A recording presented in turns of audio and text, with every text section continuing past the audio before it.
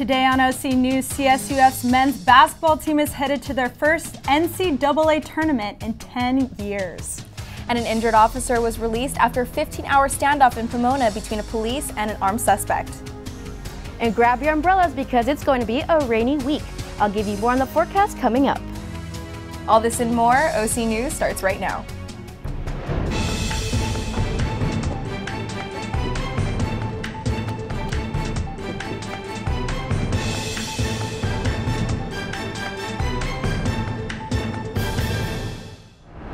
Welcome and thank you for joining us at OC News. I'm Amanda Vargas. And I'm Kendall Hill. OC News is brought to you by the broadcast journalism students at Cal State Fullerton. CSUF shocked and awed the sports world. Our own Matthew Kirkland breaks down the details for us. Thanks, Kendall. The men's basketball team is dancing for the first time in 10 years. Cal State Fullerton won the Big West tournament by defeating Long Beach State, UC Davis, and UC Irvine in the championship game. Kyle Allman Jr. starred on Saturday night for the Titans, scoring 26 points on 8 of 16 shooting, hitting 4 three-pointers in his MVP performance. UCI kept it close in the first half, thanks to number 14, Evan Leonard, scoring 18 of his 20 points before halftime. Allman Jr. put the pressure on UCI early in the second half, nailing another three-pointer from straight away. Minutes later, Allman extends the lead to 8 with another dagger three-pointer. Then it was time for Khalil Ahmad, who finished the game with 20 points and 3 three-pointers of his own, all coming in the second half. Ahmad and Allman combined for 46 points on the night, and this exclamation point fast break dunk to increase the lead to 16. The Titans won the game by the same amount, 71-55, and their fans stormed the court at the Honda Center afterwards, just 5 miles away from campus. It is the Titans' third time making it to the NCAA tournament and their first time under head coach Dedrick Taylor. Titan sports reporter Brandy Flores spoke with Coach Taylor and Kyle Allman Jr. after the game. Now, you guys stayed aggressive the whole time, but still maintained composure. Is that something that you were talking about in the huddles? Yeah, it was. I talked about pace. And I think we picked the best game to be our best in a lot of areas, but particularly with their pace. Kyle and Khalil, I mean, what can you say? When we share the ball and don't turn it over, we're pretty good. It's unreal. I can't put it in words. I got all this support around me, and it's unreal right now. What's next? How are you guys going to start up in the NCAA? MVP. Go as far as we can. MVP. Go as far as we can. MVP. Go as far as we can, man. Great game. You had an awesome game. Great composure the whole time. How do you feel about your team is backing up every single player? I'm confident in them just like they're confident in me. So confidence goes a long way. This is only the third time in history Cal State Fullerton will play in the NCAA tournament and the first time since 2008 when they lost to Wisconsin. This year, the 15th seeded Titans will face off against another Big Ten opponent when they play second seeded Purdue in the first round of the East region. Head coach Dedrick Taylor will have to come up with a good game plan to defend Purdue, who starts 4 seniors and made it to the Sweet 16 last year. Center Isaac Haas might be the Titans' biggest problem as he stands 7'2" and weighs 290 pounds. Look for Fullerton to focus on their outside scoring threats in Allman and Ahmad. Back to you ladies at the desk. One of the officers injured in a shooting in Pomona was released from the hospital today. A confrontation between 2 officers and an armed suspect resulted in injury and death on Friday. The suspect fired his weapon through an apartment door during a 15-hour standoff, killing probation officer Gregory Casillas and shooting officer Alex Nguyen in the face. They were pulled away from the scene by other officers on the force. The suspect was arrested and is scheduled to be arraigned on Tuesday morning. He has not been charged as of Monday afternoon. The Pomona Police Department tweeted saying, quote, that Officer Nguyen is doing well and that they thank everyone for their support and prayers, end quote.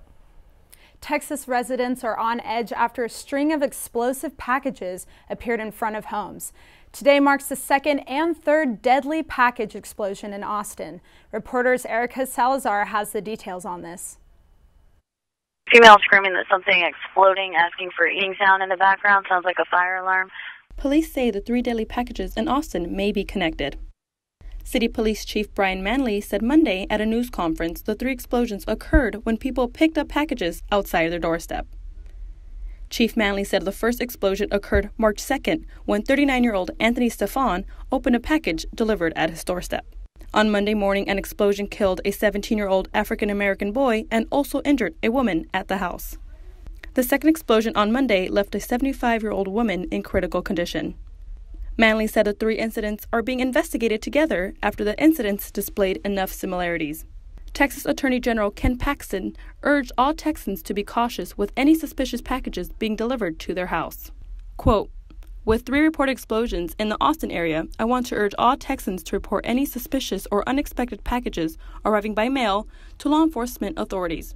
Call 911 immediately if you receive something suspicious." End quote. Texas governor announced a $15,000 reward for identifying anyone responsible or involved with any of the package explosions. For OC News, I'm Erica Salazar. A helicopter crash in New York killed 5 passengers last night. Our reporter Victor Cholico has more on the story. Videos captured by eyewitnesses show the exact moment the New York helicopter crashed near the East River, leaving everyone on board killed except for the pilot. The video shows the helicopter as it was descending quickly, its rotor blades still spinning in the water. The NYPD identified the victims as 34-year-old Daniel Thompson, 29-year-old Tristan Hill, both from New York, as well as 26-year-old Brian McDaniel and Trevor Cadigan, both from Dallas, and 29-year-old Carla Vallejos Blanco from Argentina, which were all on board on a Liberty helicopter chopper for a private photo shoot. The helicopter went down around 7 p.m. on Sunday with emergency workers responding immediately. One of the most difficult parts of the operation, we're told, is the 5 people besides the pilot were all tightly harnessed. So these harnesses had to be cut and removed in order to get these folks off of this helicopter, which was upside down at the time and completely submerged. 33-year-old pilot Richard Vance told investigators that the crash may have been caused by a passenger's harness. According to the pilot, a passenger's harness got wrapped around the fuel supply, resulting in engine failure. This was the 3rd crash for Liberty helicopters in the past 11 years. Senator Schumer spoke saying, "Today I am calling on the FAA to issue an emergency order and suspend Liberty Helicopters 135 operating certificate until their safety record and the circumstances of this crash are fully assessed." On Monday afternoon, the helicopter was lifted, and as of now, it is being examined by experts from the National Transportation Safety Board and the Federal Aviation Administration. Reporting for OC News, I'm Victor Cholico. Glendale Galleria shoppers got more than they bargained for after a botched robbery attempt on Saturday. 3 men reportedly began smashing glass at a jewelry store, prompting a security officer to fire off his weapon at least once. The security officer held one of the suspects at gunpoint until Glendale police arrested him. The other 2 suspects were able to run away. No one was injured, but many shoppers believe they were caught in an active shooter situation. Though the mall never officially closed, many fled the scene and others recounted their experience on social media. Officials have now cleared the Santa Ana riverbed of all the trash left behind by the homeless encampments that were removed. Over 404 tons of debris were removed from January 22nd to March 3rd between the I-5 freeway and Ball Road. 5,297 pounds of hazardous human waste and approximately 14,000 hypodermic needles were removed in the process. According to the Public Works spokesman Shannon Widor, she added that the trial will remain closed until environmental restorations are complete. After the break, see what students have to say about CSUF new police chief. And Riley updates us on a big world tour and the death of a major fashion designer.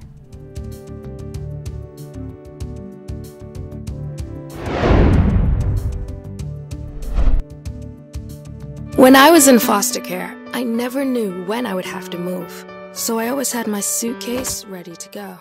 Then one day I was adopted. My new parents opened their hearts and home to me. My parents cook my favorite breakfast for me every morning. My parents take me on trips I never thought I would go on. They gave me a home and an even better reason to use that suitcase. My parents aren't perfect, but they're perfect for me.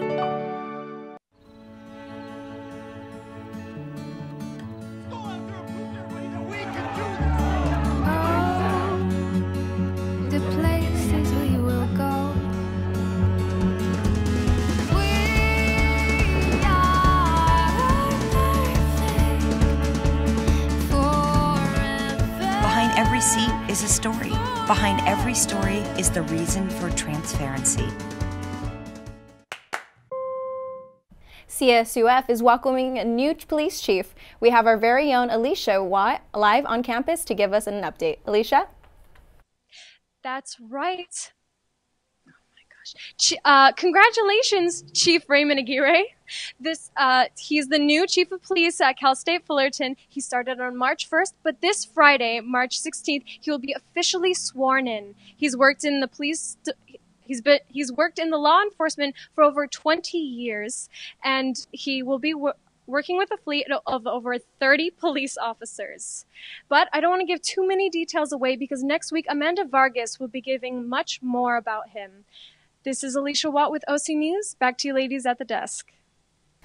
Let's take a look at what an average day for a student life coordinator looks like at CSUF.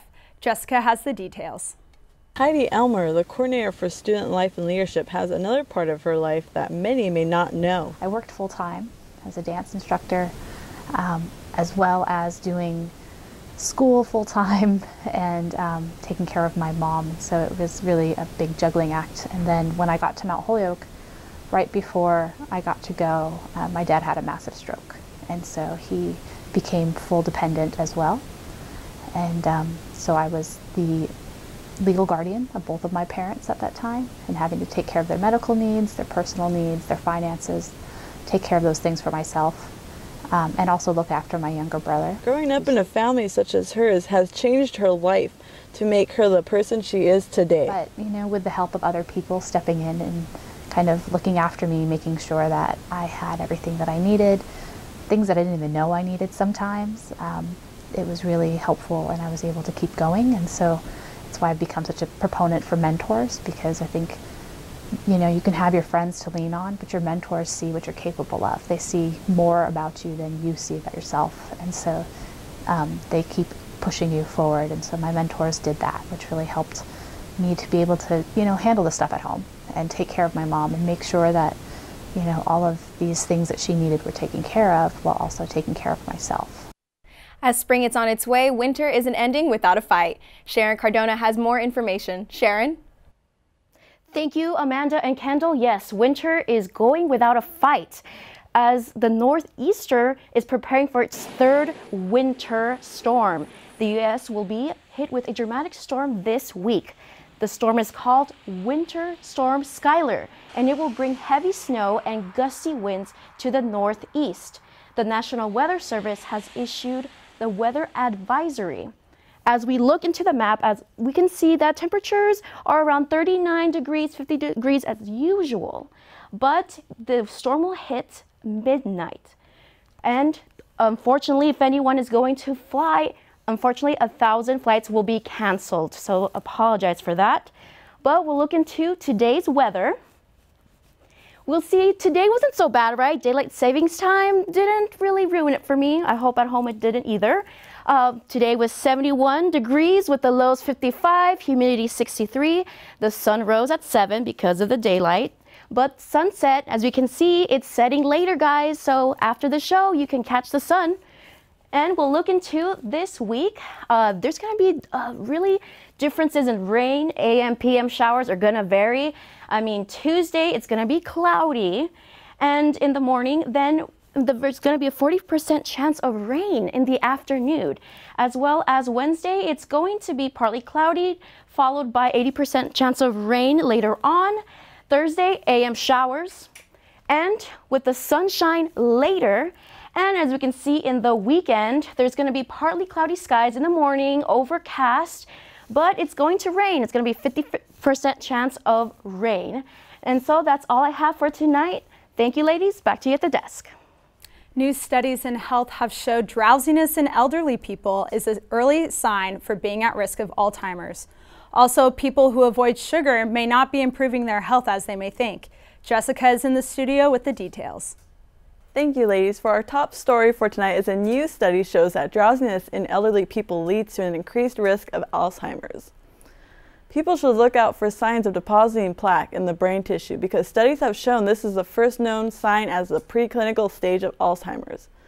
If you are 70 years or older and are excessively sleepy in the daytime, you can be a candidate for Alzheimer's. According to the CDC, 1 in 3 Americans do not get enough the recommended amount of sleep. For an average adult is between 7 to 10 hours. So catch those Z's and avoid the daytime naps.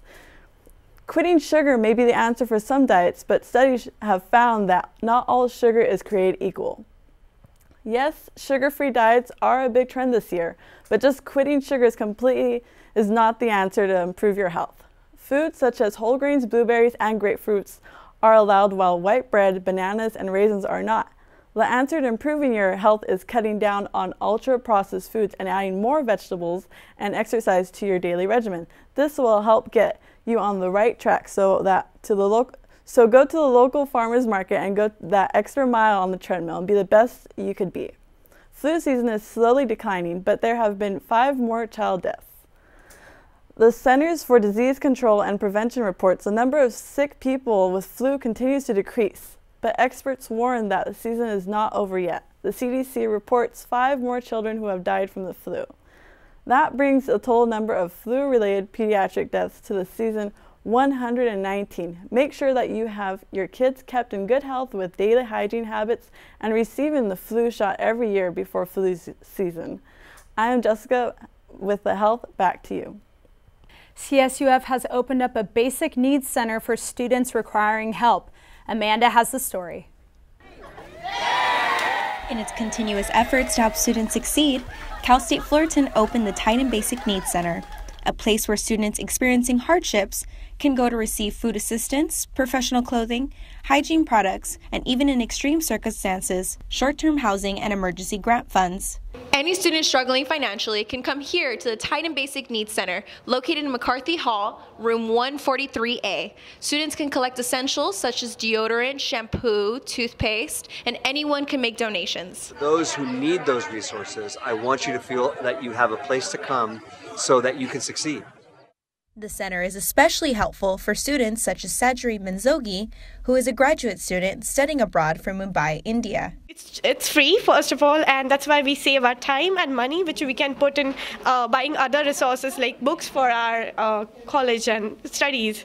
So it's great, and I appreciate this facility given by Cal State Fullerton. For anyone interested in donating or visiting the center, it is open 10 a.m. to 4 p.m. Monday through Friday. Reporting for OC News, Amanda Vargas. Stay tuned after the break for entertainment news and find out what graduating seniors should know before the semester ends.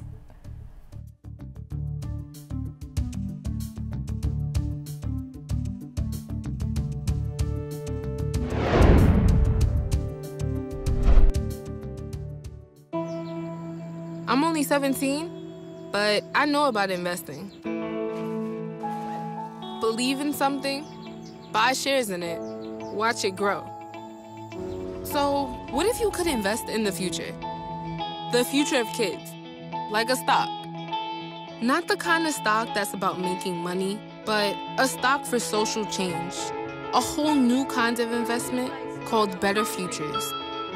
When you invest, it helps kids go to college. I could be one of the first college graduates from my family. The first philanthropist from my neighborhood. And if I'm the first, then maybe there's a second and a third.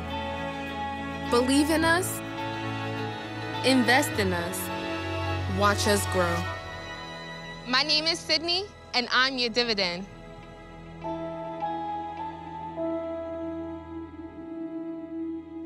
Today in entertainment, a superstar couple have a big announcement, and we remember the world-renowned fashion designer. Here's Riley with the latest in entertainment.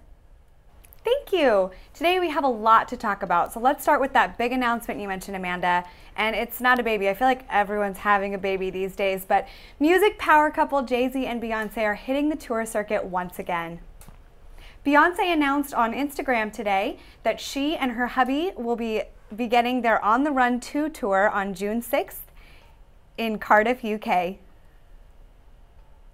This isn't the first time Beyonce and Jay-Z have toured together. Back in 2014, the duo completed their first On the Run tour with 21 shows total in both North America and Europe. Tickets are available for pre-sale this Wednesday and will be available to everyone on March 19th. Over the weekend, country singer Tim McGraw had a frightening end to his performance in Dublin, Ireland, when he collapsed on stage towards the end of his show. Later, his wife and fellow country music star Faith Hill addressed the crowd, explaining the incident was due to dehydration. Take a look. We all been a little bit dehydrated, traveling so much, and he's been super dehydrated, and I apologize, but I made the decision that he cannot come back out on stage. A spokesperson for McGraw has said that he was assessed by medical staff and will recover just fine from the fall. Now let's talk about my favorite person in the news right now, Meghan Markle. She attended her first public event with the Queen of England today. Along with the Queen, the soon-to-be royal was in attendance with her fiancé Prince Harry, the Duchess of Cambridge, and Prince William. The entire family attended the Commonwealth service at Westminster Abbey today, recognizing the commitment the Queen has to the Commonwealth. Although this is her first public appearance with the Queen, Markle has spent time with the royal monarch, most notably on Christmas Day. The couple is set to wed on May 19th. And finally, a sad farewell to the great fashion designer Hubert de Givenchy as he passed away at the age of 91 on Saturday at his home in Paris. The official Givenchy fashion house tweeted, quote, "The House of Givenchy is sad to report the passing of its founder, Hubert de Givenchy, a major personality of the world of French haute couture and a gentleman who symbolized Parisian chic and elegance for more than half a century. He will be greatly missed." End quote. And he will be greatly missed indeed. Givenchy is known for dressing fashion's icons such as Audrey Hepburn, Jacqueline Kennedy, and Grace Kelly. His work will certainly live on. And that's the scoop today for entertainment. Thank you so much. Back to you ladies at the desk. Stressing out about graduation? Alicia Watt has a few tips and tricks to soothe your nerves. Hey CSUF students, if you're anything like me, you're a senior in your last semester of college and stressing out so hard about graduation. What's next? What are you missing? What do you still have to do? Well, today we're going to figure out exactly what you need to get done before graduation day. The first step is checking your graduation status. In your Student Center, go to the Academic section and see what your status is for graduation. The admission webpage will explain what each title means. The next step is reviewing your TDA and making sure that all of your required classes have been met, but most importantly, that you have reached the 120 units to graduate. The pie chart at the beginning is more so about general ed, and included there is, it'll say like cumulative units earned to degree. This degree requires 120, and it'll tell you how many you've earned so far. It is possible to be a candidate for graduation without having all 120 units, so make sure to go through the entire TDA.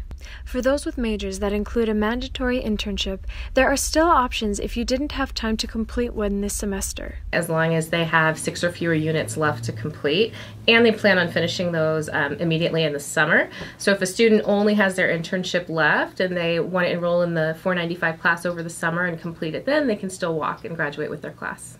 So I hope all of this information helped you guys out, and I can't wait to see you all on graduation. Excuse me.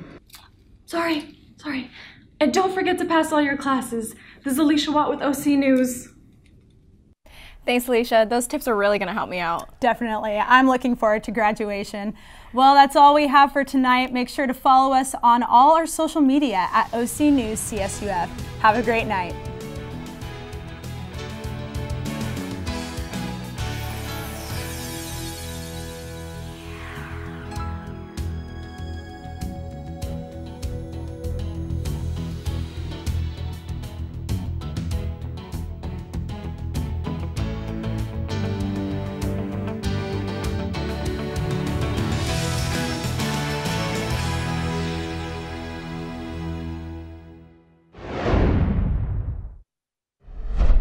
OC News is sponsored in part by Univision Communications, Southwest Airlines, and Casanova McCann.